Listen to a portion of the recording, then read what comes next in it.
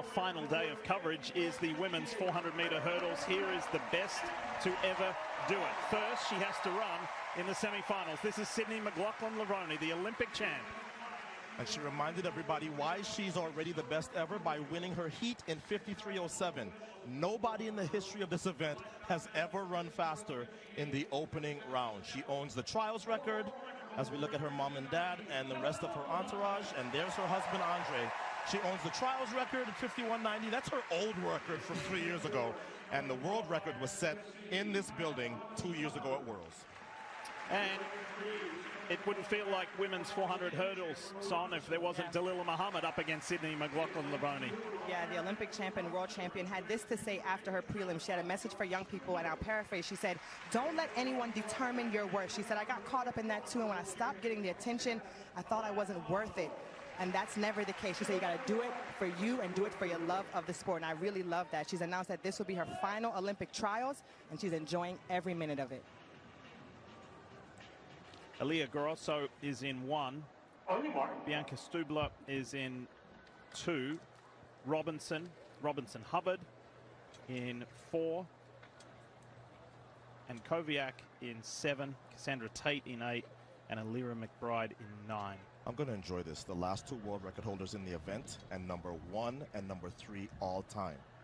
Sydney's going to have to go out fast because she knows Dalilah on the inside is going to come after her.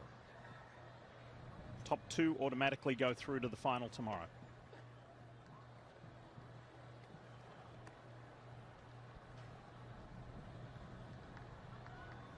Set. Let's go. First semi in the women's 400 hurdles. Dalilah Muhammad right there. She's only done 3 races this year so far. And of course, look at Sydney McLaughlin down the backstretch. Also, Cassandra Tate out in lane 8 is going to set a great pace for Sydney.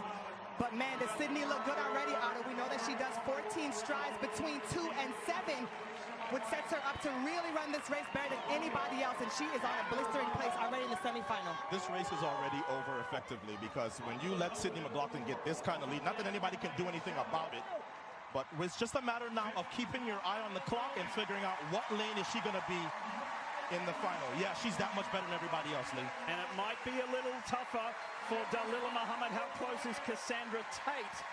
Tate's making Dalilah work for it, but she should be fine. Watch the clock as Sydney McLaughlin cruises to the line to go straight through to the final. Dalilah Muhammad will make it, and Cassandra Tate will have to wait and rely on time. That would be the fastest time in the world this year. So Sydney McLaughlin-Levrone, ho-hum, another jaunt around the oval. Sonia back off at the end. Nobody's run faster this year. My goodness, we were just talking about Rochelle Clayton, who ran in the Jamaican trials and ran 52:51, having the second fastest time, a little bit ahead of Sydney. Well, that's gone already with no effort. So I'm going to ask you what the folks at home are asking. Why is she so fast? How is she so much faster? You start with bona fide prodigy from high school who can run the 4, the 2, the 1. She can long jump, and then you put her with great coaching both at the University of Kentucky and now Bobby Kersey. Great training partners like a Thing Mo, and this is the result. I talked to Tanja Buford Bailey about this event because I too wanted to understand why is she so great, and she said she's revolutionizing the event. She said doing 14 strides between the hurdles, no one has ever been able to do it successfully and run so fast. She just says she is an anomaly, and it's just incredible that we get to call her races because she is so fun to watch compete. So just to put this time in perspective again, number of women besides Sydney McLaughlin who have run faster than this time, 6 in history, in the history of the event. And that's just the semifinal for her. And she was well within herself for that. There's confirmation. Let's go trackside with Lewis and hear from Sydney.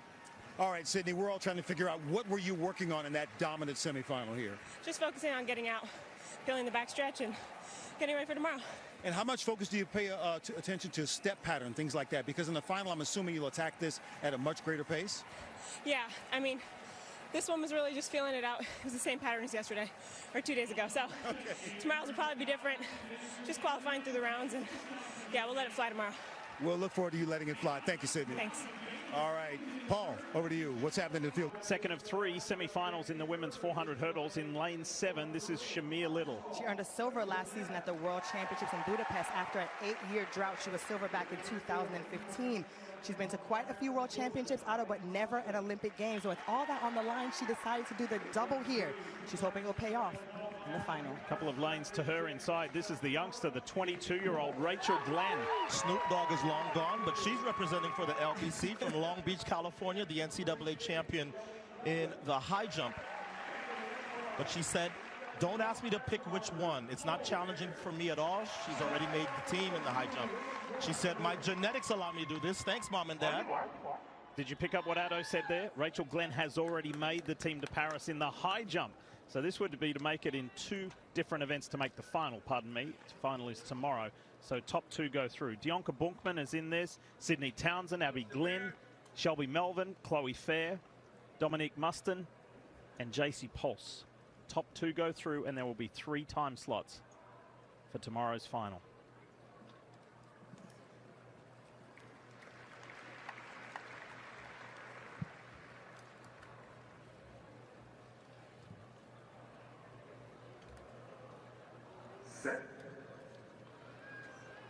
Second semi away. Let's keep an eye on Shamir Little because she ran the 400 flat as well.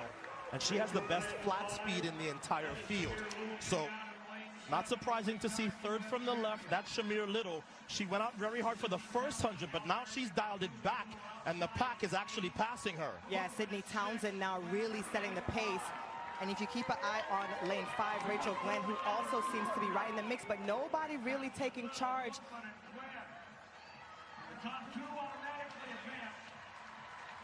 Take a look at Rachel Glenn on the inside there, 5th from the left. Shamir Little in the yellow top is in the lead, but Rachel Glenn's bringing it. Yeah, it's almost like Shamir got awakened by people pulling up next to her, but now it's just her and Glenn that are clear of the field. This is very clear cut. Shamir Little, Rachel Glenn, we will see tomorrow in the final. Little wins, but they're both going through regardless.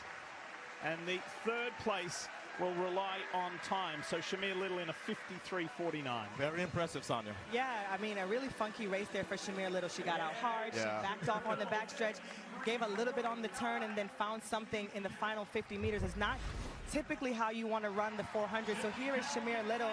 She had given back a little bit to the field here where Glenn was able to make up ground. And then you see Shamir Little respond very well in the final 50 meters. And I always talk about how difficult that is when you already have so much fatigue and lactic acid in your legs to find another gear. However, Lee, the fact that we've talked about that she has so many 400 meters in her legs, what she should have done was gotten out fast and tried to relax coming home to save for tomorrow's final. So we'll see how all these races impact her legs in the final. Sydney Townsend, who finished 3rd there, she is in the top 3 on time, but there's one more semi still to go. Let's go back to the field with Paul and Trey. Almost set to go for the 3rd and final semi-final in the women's 400 hurdles. Welcome back, Lee Diffie and Olympic medalist Addo Bolden, Sonia Richards-Ross with you. And this is Anna Cockrell, a Tokyo Olympian. One of only 2 women at the NCAA level to win the 100 hurdles and the 400-meter hurdles. The former USC Trojan was 5th at last year's World Championship final. She made the final in Tokyo at the Olympics and was disqualified. Who else do we have in here? Lane 6 is Jasmine Jones, the 22-year-old. Yeah, the other Trojan in the field. She's the NCAA champ on this track just a few weeks ago. And what makes her special is that she has the speed. She won the 60-meter indoor title as well this season. Her NCAA winning time, 53.15, is second only to Sydney McLaughlin-Ravoni in college history. So this is a great field assembled for the final semi of the women's 400-meter hurdles. And she won her heat as well. So you saw her there getting her fired up. Ashley Spencer, the other Olympian in this field. She starts in lane 1. Simone Watkins, Milan Young, Jessica Wright is in here. Shania Bellamy, Kayla Garrett, and Deshae Wise. Cockrell and Jones are definitely going to test each other. Their personal bests are very close to each other. 53.15 for Jones, 53.34 for Cockrell. 5 and 6.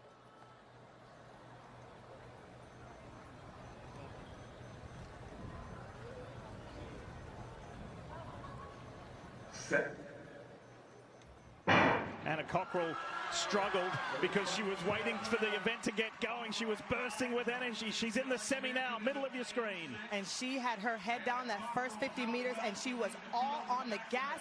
She's right up on Jasmine Jones down the backstretch, and that is smart. Get in her pocket and run right with her. Like Otto said, their PRs are so close to each other. It will be the two of them down the home stretch. She told me earlier this week, there is no box she has not checked in terms of preparation for these Olympic trials. And so far, her and Jones lead the field. Shania Bellamy running well, but now making up the stagger. Anna Cockrell, Jasmine Jones, clearly the top two in this as they run towards a spot in the final of the women's 400-meter hurdles. Whoa! Jasmine Jones got a little sideways and out of shape there, but still had plenty of advantage as Anna Cockrell comes across on a 52.96. That's a big personal best for her, and you see the joy on her face. Her first time under 53 seconds as Jones has to settle for second in 53.6. Anna Cockrell looking like she's going to be on that team. I told you she had a lot of energy bottled up. There are special barriers that you break in the sport that make you really happy. And for Anna Cockrell to finally go sub 53, it's a big, big deal. I know we see 50 seconds, 51 a lot in this event, but 52 is big, big, big, especially in a semifinal run. She looked really good right here. She had so much left in the tank. And when Jasmine Jones faltered, look at how she keeps her form and keeps the poise through the line. Yeah, you can see veteran versus collegiate in this clearance of 10. See the difference? Anna Cockrell's been over that hurdle 10 with fatigue legs a lot more than Jasmine Jones, and that's why that was such an important. Yes, thanks for watching. Please subscribe, comment, like, share it. We are one family. Thanks for watching.